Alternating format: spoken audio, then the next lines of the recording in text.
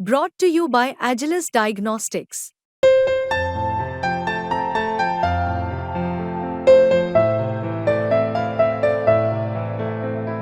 Agilus Diagnostics.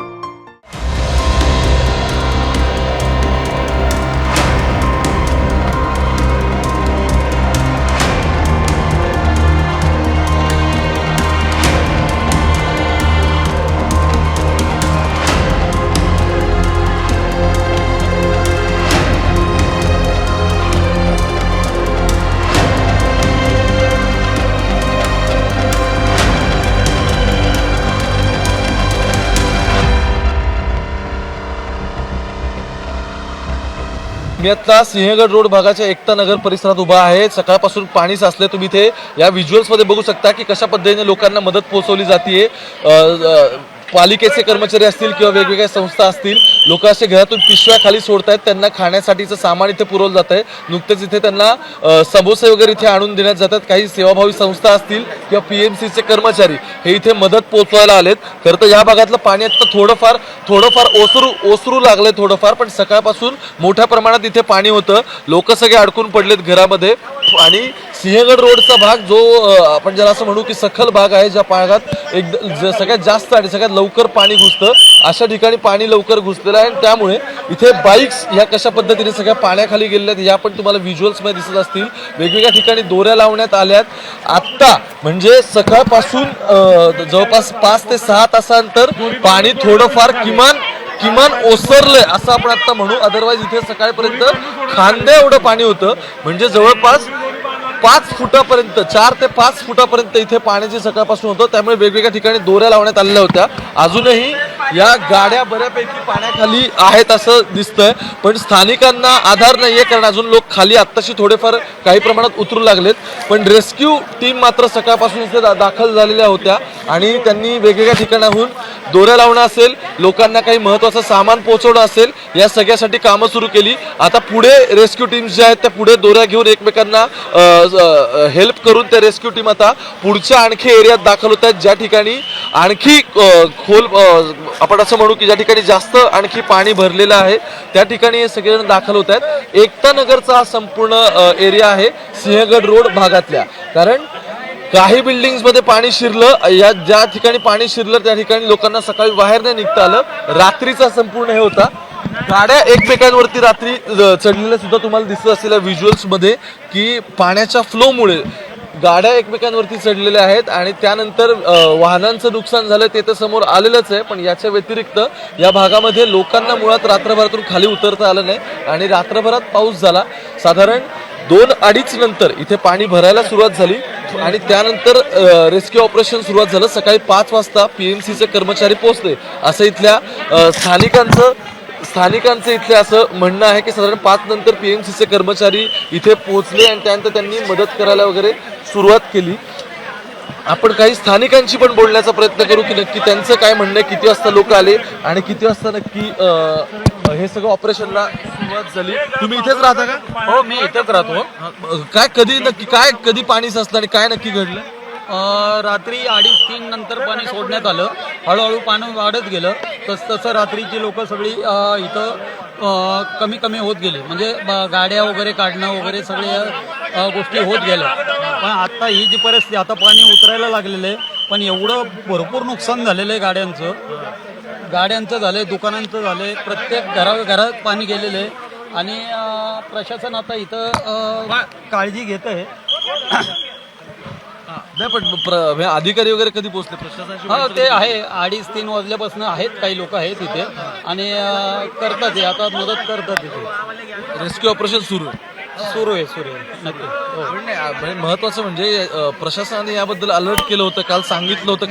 नाही, अजिबात काही सांगितलं नव्हतं. हे अचानकपणे पाणी सोडण्यात आलं आणि ज्यावेळेस लोकांना आपल्या कळलं, नागरिकांना कळलं, तसे लोक सावध होऊन बाहेर 2:30-3 वाजल्यापासून पडायला लागली आणि गाड्या वगैरे जेवढ्या काढता येईल तेवढ्या गाड्या काढल्या. आता ह्या ज्या काही गाड्या आहेत त्यांचं फार नुकसान झालेलं आहे. सुद्धा रात्रभरात इथे बोट्स दाखल झालेल्या होत्या. पीएमसी कडून सुद्धा यांना मदत करण्यात आली.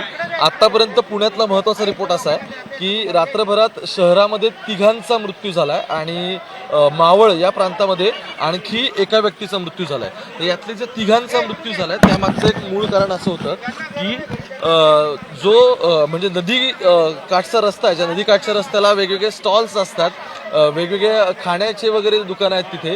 तर रात्रभरात पाणी सोडल्यामुळे झालं असं की ते स्टॉल्स हलवत होते 3 जण. एक अंडा भुर्जीची इथे गाडी होती, ते 3 जण स्टॉल्स हलवत होते आणि तो स्टॉल हलवत असताना झालं असं की त्या 3घांना इलेक्ट्रिक तिथे म्हणजे विजेचा धक्का बसला, शॉक बसला आणि त्या शॉकमध्ये त्या 3घांचा मृत्यू झाला.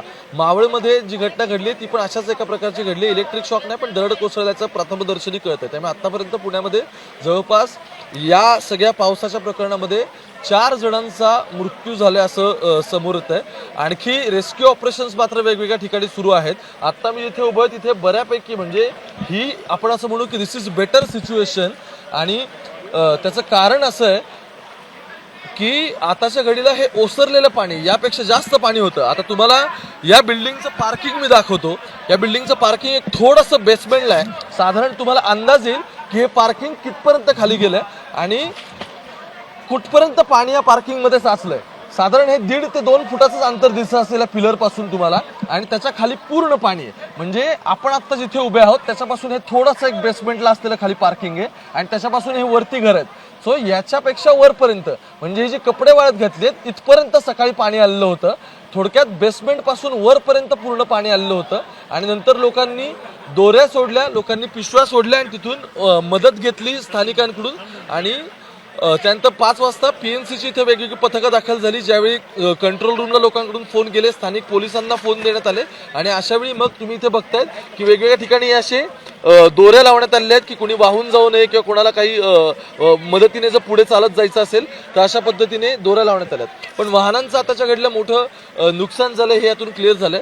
पण सुदैवाने आतापर्यंत ऍटलिस्ट काही जीवितहानी इथे कोणतेही या संपूर्ण एरियात झालेली नाहीये. पाण्याचा फ्लो पूर्ण तिथपर्यंत चाललाय आणि रस्त्याच्या टोकाला एकदम दिसत असेल की जी 4 व्हीलर पाणी ओसरल्यानंतरही ती 4 व्हीलर निम्मी पाण्याखाली आहे आत्ताच्या घडीला आणि ती पूर्ण म्हणजे मी तासाभरापूर्वी इथे जेव्हा येऊन ह्या सगळ्या रिपोर्ट फाईल करत होतो त्यावेळी ती पूर्ण पाण्याखाली गेलेली होती. त्यामुळे किमान 4 ते 5 फुटापर्यंत इथे पाणी होतं आणि सकाळी म्हणजे पहाटे ज्यावेळी पाऊस पडला, ज्यावेळी धरणातून पाणी सोडण्यात आलं त्यावेळी ते 6 ते 8 फुटापर्यंत इथे पाणी होतं. त्यामुळे या बिल्डिंगमध्ये जी सगळी लोक राहत आहेत त्यांच्या अगदी पहिल्या मजल्याचा जवळपास म्हणजे त्यांचा पार्किंग लॉट जो होता ज्याला साधारण 12 फुटापर्यंतचा पार्किंग लॉट असतो तो ऑलमोस्ट पार्किंग लॉट भरल्याच जमा होता. आता एक एक जण एकमेकांना मदत करून वाहनं बाजूला हटवण्याचं काम प्रत्येक जण आता सुरू करतायत. अग्निशमन दलाची माणसं असतील, स्थानिक पोलीस प्रशासन असेल किंवा रेस्क्यू टीम इथे पोहोचतात, पालिकेचे कर्मचारी पोहोचलेत, हेही कामं करतायत. वाहनं काढण्यासोबतच आता सगळ्यात महत्त्वाचा मुद्दा आहे की ज्या लोकांना रात्री मेडिसिन्स पोहोचवायचे होते ज्यांना पोहोचलेले नाहीत त्यांना ते पोहोचवण्याचं काम सुरू आहे. आणि जसं मी आता तुम्हाला व्हिज्युअल्समध्ये दाखवलं की लोक पिशव्या वेगवेगळ्या ठिकाणी सोडतायत लोक आणि पिशव्या सोडून लोक पिशव्या सोडून खालून जे त्यांना तिथून फूड किंवा त्यांना महत्त्वाचं दुधाच्या पिशव्या असतील किंवा खाणं असेल हे त्यांना दिलं जातंय आणि तशा पद्धतीने लोक आता ते घेण्याचा प्रयत्न करतात. पुण्यात रात्रभर खरं तर म्हणजे असं वाटलं नव्हतं खरं तर इतका पाऊस होईल. अर्थात हवामान खात्याने इशारा दिलेला होता पण सगळ्यात महत्त्वाचा मुद्दा हा होता की 3 तास अत्यंत क्रुशल सांगितलं. म्हणजे अजून सुद्धा हे काही आत्ताची सगळी जी काही आपत्ती ही काही टळलेली नाहीये. त्यामुळे 3 तास अत्यंत क्रुशल सांगितलेले आहेत. मदतीसाठी घेऊन आलेले आपण माणसं बघतो त्यांच्याकडे मेणबत्त्या आहेत. दुधाच्या लाईट गेलेल्या एरियामुळे त्यामुळे त्यांच्याकडे मेणबत्त्या आहेत.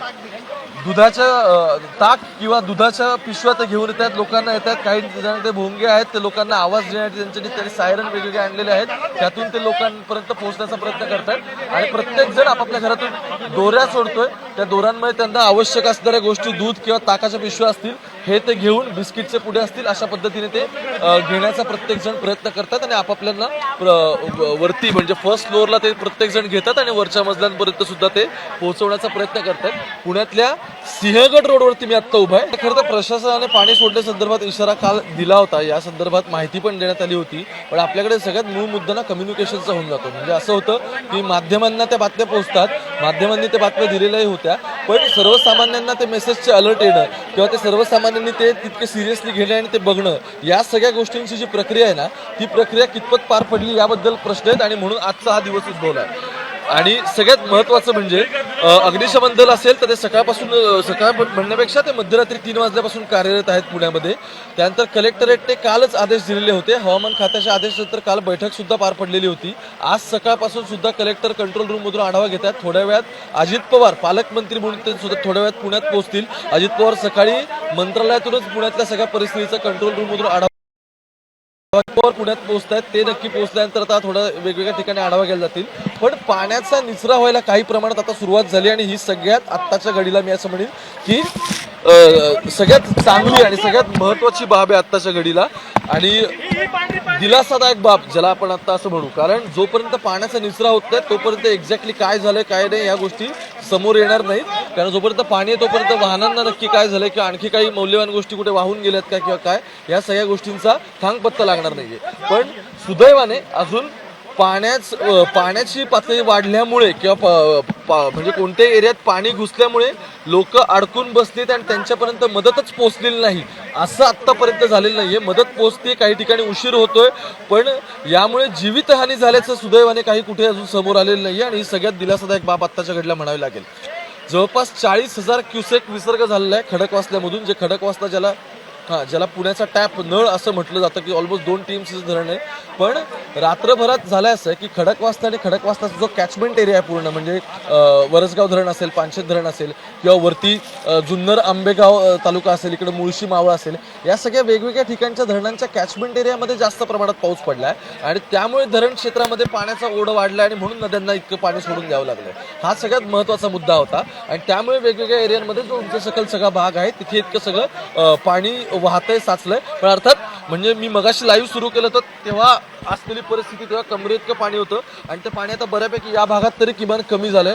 खालच्या भागात आणखी बऱ्यापैकी पाणी आहे, पण आणखी सिंहगड रोडलाच वेगवेगळ्या ठिकाणी पाणी अजूनही साचलेलं आहे. निचरा होतोय पाण्याचा अशा अपडेट्स मिळत आहेत, पण लोकांना अजून मदत पुरवण्याचं काम मात्र सुरू आहे. कारण सकाळपासून प्रत्येक जण आपापल्या घरात आहेत. अगदी साध्या दुधाच्या पिशव्या घ्यायलाही कोणाला खाली उतरता आलेलं नाहीये. त्यामुळे ती मदत पोहोचवण्याचं काम मात्र अजून सुरू आहे. तुम्हाला आत्ता पण व्हिज्युअलमध्ये दिसेल की लोक दोऱ्यांनी किंवा वायरीला जे काही हाताला लागेल ते घेऊन लोक खाली पिशव्या सोडतात आणि त्या पिशव्यांमधून खालून त्यांना वरती पालिकेचे कर्मचारी असतील, स्थानिक लोक असतील किंवा सेवाभावी संस्था असतील, असे सगळेजण त्यांना जमेल ते खाण्याचं साहित्य पुरवण्याचं इथे काम सुरू आहे सध्या.